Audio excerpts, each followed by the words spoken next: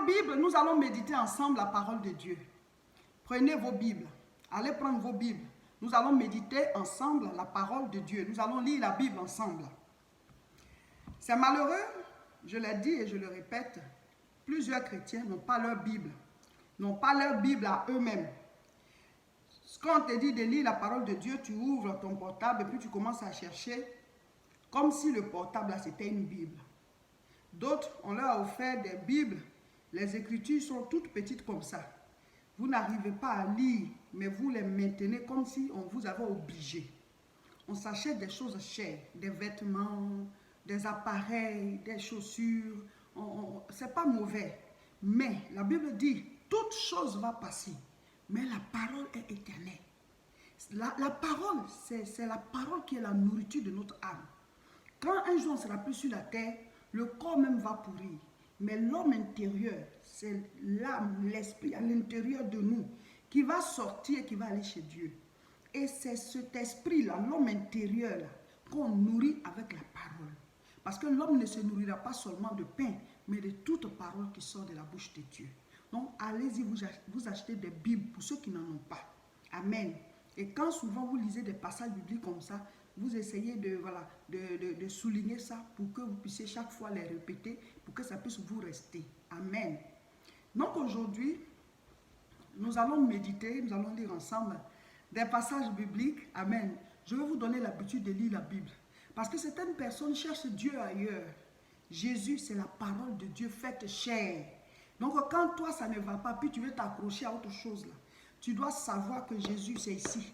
Il est dans la parole. Jésus, il est dans la parole. C'est la parole de Dieu là qui est devenu homme. Et puis il est venu sur la terre. C'est lui qu'on appelle Jésus. La Bible dit, la parole a été faite chair. Elle a habité parmi nous. Et nous avons contemplé sa gloire. Une gloire comme la gloire du Fils unique venu du Père. Alléluia. Donc, c'est Jésus là. C'est lui la parole. Donc, quand tu cherches Jésus, prends ta Bible et puis commence à lire. Ceux qui ne savent pas lire, il y a la Bible qui a été déjà lue. Voilà, vous pouvez le faire. Vous mettez comme ça et vous écoutez parce que vous ne savez pas lire. Maintenant, si le matin, comme ça, tu es en train de te préparer, tu peux aussi mettre et puis écouter. Le soir aussi, tu peux mettre et écouter. Voilà. Mais prends un temps pour toi qui sais lire. Assis-toi et puis lis la parole. Dieu va te parler. Amen. Matthieu chapitre 5. J'aime bien les béatitudes. Et on va lire à partir du verset 1. Et au fur et à mesure qu'on lit, je peux expliquer un peu. Voilà. Alors, voyant la foule, Matthieu 5 à partir du verset 1, voyant la foule, Jésus monta sur la montagne. Voilà, ça peut ne pas être carrément les mêmes mots, hein. C'est une question de traduction. Mais c'est la même chose que ça veut dire. Voilà. Donc, Matthieu 5 verset 1, voyant la foule, Jésus monta sur la montagne. Et après qu'il se fut assis, ses disciples s'approchèrent de lui.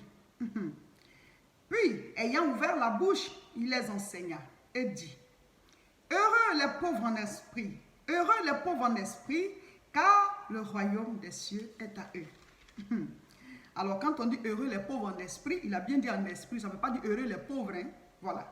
Dieu ne nous encourage pas à être pauvres. Si tu es pauvre, Dieu dit, quand tu viens à lui, il peut te rendre riche. Ce n'est pas pour ça qu'on vient à lui, mais il peut te rendre riche. Parce que le plan de Dieu, quand il nous a créés, ce n'était pas la misère. Quand il a créé Adam et Ève, il les a bénis. Voilà. Donc, si tu es pauvre, ce n'est pas le plan de Dieu. Mais ce n'est pas pour ça qu'on vient vers Dieu. Mais quand tu viens vers Dieu, il a dit dans Matthieu chapitre 6, verset 33, cherchez premièrement le royaume de Dieu et sa justice. Donc, quand tu viens à lui et que tu cherches le royaume de Dieu et sa justice, alors il dit toutes les autres choses vont te suivre. Donc, la pauvreté va quitter ta vie. Donc ici, ce n'est pas pauvre, hein. Il dit pauvre en esprit. Ça veut dire des gens qui sont simples. Voilà. Il y a des gens qui sont, par exemple, orgueilleux. Ils ne sont pas pauvres en esprit. Ça veut dire quand tu as des richesses dans ton esprit, là, Dieu dit non. Il dit que tu sois pauvre en esprit. Amen. Maintenant, verset 4. Heureux les affligés, car ils seront consolés. Vous savez, sur cette terre-là, pendant que nous vivons, il y a tellement de choses qui se passent. Et qui passent aussi sous nos yeux. Donc, ça peut nous affliger. Le Seigneur dit, nous serons consolés. Heureux les humbles de cœur, car ils hériteront la terre. Eh oui, soyons humbles, mes frères, mes sœurs. Heureux ceux qui ont faim et soif de la justice, car ils seront rassasiés. Faim et soif de la justice. Il y a tellement d'injustices qui se passent sous nos yeux. Souvent, ça nous fait tellement mal. et on prie, on crie à Dieu, le Seigneur dit, ceux qui ont faim et soif de la justice, vous serez rassasiés. Parce que le Dieu de justice, il jugera. Il jugera, il y a un temps où il va juger. Amen. Et il dit, verset 7, heureux les miséricordieux, car ils obtiendront la miséricorde.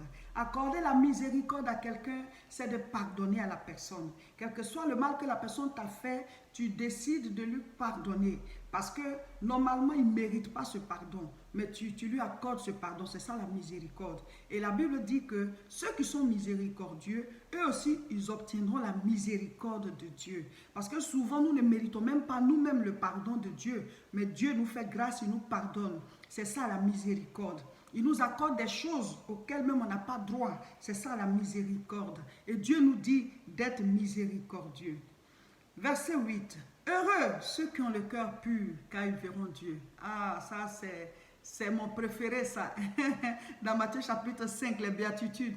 Heureux ceux qui ont le cœur pur, car ils verront Dieu. Tous les jours, je me le répète. Heureux ceux qui ont le cœur pur, car ils verront Dieu. Mon frère, ma soeur, libère ton cœur de tout ce qui est mauvais, tout ce qui est impur, jalousie, méchanceté, hypocrisie, critique, tout ça. Si tout ça est dans ton cœur n'est pas pur. Et si ton cœur n'est pas pur, tu ne verras pas Dieu. Si tu meurs avec toutes ces choses dans ton cœur, tu ne verras pas Dieu. Et pendant que tu es sur la terre, si ton cœur est rempli de toutes ces méchancetés-là, tu vas prier, Dieu ne va pas t'exaucer. C'est ça, on dit, tu ne verras pas Dieu. Mais heureux ceux qui ont le cœur pur, car ils verront Dieu. Dieu réside dans notre cœur. Il dit, je me tiens à la porte et je frappe. Si quelqu'un entend ma voix et qu'il ouvre, j'entrerai chez lui, je souperai avec lui et lui il soupera avec moi. Où est-ce que Jésus rentre? C'est dans notre cœur. Ce n'est pas le cœur physique, c'est le cœur spirituel. Le cœur spirituel à l'intérieur de nous. Donc, comme Dieu il est en toi, il réside en toi à travers le Saint-Esprit. Et comme le Saint-Esprit est saint, comme le dit son nom, mon frère, ma soeur, garde ton cœur pur. Garde ton cœur pur. Pardonne, libère, avance, sois heureux. Bénis le Seigneur de ce que tu as en vie. Ne garde pas des choses qui t'alourdissent. Heureux ceux qui ont le cœur pur, car ils verront Dieu. Ça, c'est... J'aime tous les autres, mais j'aime beaucoup celui-ci là. Matthieu 5, verset 8. C'est ça que je viens de lire. Maintenant, Matthieu 5, verset 9. Heureux ceux qui procurent la paix, car ils seront appelés fils de Dieu. Oh mon frère, ma soeur, soyons de ceux-là qui procurent la paix. Véritablement, quand tu es chrétien, tu ne dois pas créer des problèmes aux autres. Il y a des gens qui sont des gens en problème. Le Saint-Esprit n'est pas un problème. Le Saint-Esprit est un esprit de paix. Si tu es quelque part et que c'est toi qui crées toujours les problèmes, c'est que tu n'as pas le Saint-Esprit. Maintenant, au verset 10. Heureux ceux qui sont persécutés pour la justice, car le royaume des cieux est à eux. Heureux ceux qui sont persécutés pour la justice, car le royaume des cieux est à eux. Mon frère, ma soeur, la persécution, c'est quand on te cause du tort, quand on te maltraite, quand on est tout le temps après toi. C'est ça la persécution. Mais la Bible ne nous dit pas d'aller nous-mêmes créer des problèmes et puis on est persécuté pour cela. Il dit ceux qui sont persécutés pour la justice. C'est-à-dire que toi, tu représentes Dieu. Peut-être dans ta famille, ta manière de faire, tu es toujours pour que les gens aillent vers Dieu. Tu veux qu'il y ait la paix, tu veux qu'il y ait la joie. Tu ramènes toujours la vie de Dieu dans ta famille et pour ça, tu es persécuté. Ou bien, là où tu vis, en tout cas, tu reflètes la gloire de Dieu. Et pour ça, on te crée des problèmes. La Bible dit, heureux ceux qui sont persécutés pour la justice. Le royaume des cieux est à eux. Et maintenant, verset 11. Heureux serez-vous lorsqu'on vous outragera, qu'on vous persécutera et qu'on dira faussement de vous toutes sortes de mal à cause de moi. Vous voyez, quand tu fais l'œuvre de Dieu, quand tu es pur avec Dieu, quand au fond de toi, tu cherches Dieu, prépare-toi. Parce que tôt ou tard, on va commencer à dire des mauvaises choses sur toi. On va t'accuser. Pourquoi? Parce que Satan, sa spécialité, c'est l'accusation. On l'appelle l'accusateur de nos frères. Donc, quand on cherche quelque chose sur toi, on cherche, on ne trouve pas, à un certain moment, on crée maintenant. On crée comme on a fait à Daniel. Daniel, il était là, les gens voulaient le faire tomber dans des pièges. Ils n'ont pas trouvé de pièges. Donc, finalement, on dit, bon, on va créer une loi contre lui. On sait que si on dit de ne pas prier là, il va aller prier. Et donc, ils ont créé une loi pour dire on ne doit pas prier sur une période. Et lui, Daniel, comme il aime Dieu, il est allé prier. On dit, voilà, il a prié. Et on l'a accusé. Et pour ça, on l'a jeté dans la fosse. Vous voyez.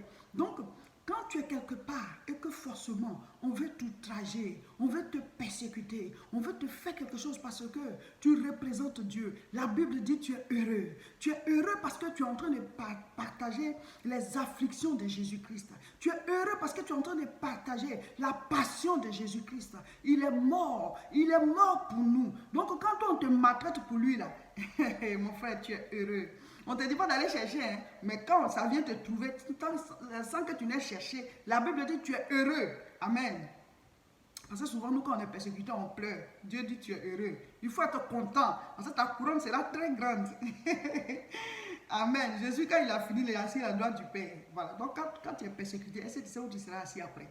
Souvent, nous, ça nous fait mal, on pleure, on crie à Dieu. Il dit sois heureux. On ne dit pas d'aller chercher. Mais si les gens te persécutent parce que tu représentes Dieu, sois heureux. Sois heureux. Si tu représentes la parole de Dieu partout où tu es et que tu es persécuté, sois heureux. Alléluia. Ensuite, verset 12, on termine par là. Réjouissez-vous et soyez dans l'allégresse. Oh mon frère, ma soeur, il y a tellement de chrétiens lourds. Tu transportes tous les problèmes là dans ton cœur et tu es là comme ça. Tu n'es pas dans l'allégresse. Tu n'es pas dans l'allégresse. Quand tu te lèves le matin comme ça, il faut louer le Seigneur. Rendons grâce au Seigneur, rendons grâce, c'est pour son amour. Dès le matin, les oiseaux chantaient toutes les louanges de Dieu le Créateur. Et toi, mon ami, pourquoi ne chantais-tu pas l'amour de Jésus, ton sauveur? Dès le matin, les oiseaux chantaient toutes les... Vous voyez, c'est ça qu'il doit avoir chez vous. L'allégresse, la joie. Vous devez communiquer la joie. La joie du royaume. Il n'y a pas de tristesse au ciel.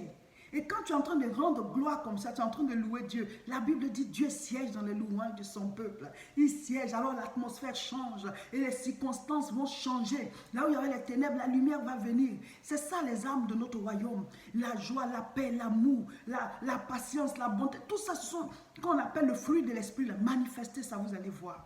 Et donc il dit, réjouissez-vous et soyez dans l'allégresse.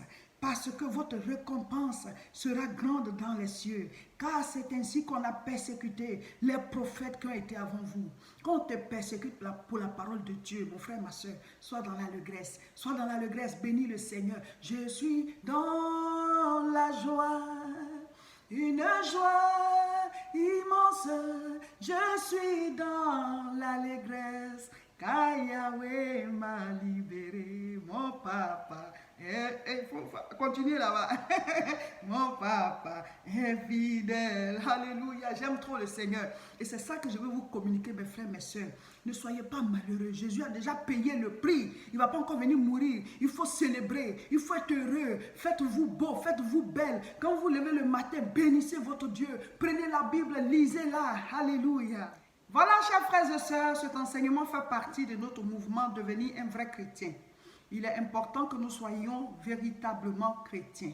Et pour cela, nous devons méditer la parole de Dieu tous les jours. Lisez la Bible, vous allez voir comment votre vie va évoluer. Votre marche avec le Seigneur va évoluer. Et si ça va du côté spirituel, ça ira aussi du côté physique. Grande croisade de prière le samedi 14 septembre à partir de 14h30 au niveau de Paris, précisément à Aubervilliers, toujours dans la même salle. L'adresse est 29 rue Sadi Carnot, 93 300. Le thème c'est Jésus-Christ est le même hier, aujourd'hui et éternellement. Mon frère, ma soeur, déplace-toi. Vous tous qui êtes en Europe, et même vous qui êtes dans les autres pays en dehors de l'Europe, vous pouvez vous organiser pour venir à ces croisades. C'est une fois par mois au niveau d'Aubervilliers. Nous enseignons la parole de Dieu. Nous faisons l'application au niveau de la prière. Il y a des temps de guérison divine. Nous avons aussi la retraite spirituelle. Elle se fait une fois par mois. Et là, c'est au niveau de Tourcoing, là où il y a notre église. Nous prions à Tourcoing tous les dimanches de 10h à 13h. Mais une fois par mois, nous avons des retraites spirituelles. Nous avons des retraites spirituelles. Appelez à ce contact. On va vous donner le nom des hôtels autour de l'église. Comme ça, vous réservez votre chambre. Et vous venez, vous résidez à l'hôtel, vous venez à l'église pour la prière. C'est sur 2 jours, du samedi au dimanche. Donc, c'est du 28 au 29 septembre. Appelez-nous dès maintenant pour que vous puissiez vous préparer pour être là. Il est important d'aller chercher Dieu. Si vous voulez nous suivre régulièrement, abonnez-vous. Cliquez sur j'aime si c'est sur Facebook et cliquez sur s'abonner si c'est sur YouTube. Et surtout, Partagez la vidéo pour que vos amis et vos connaissances puissent en bénéficier.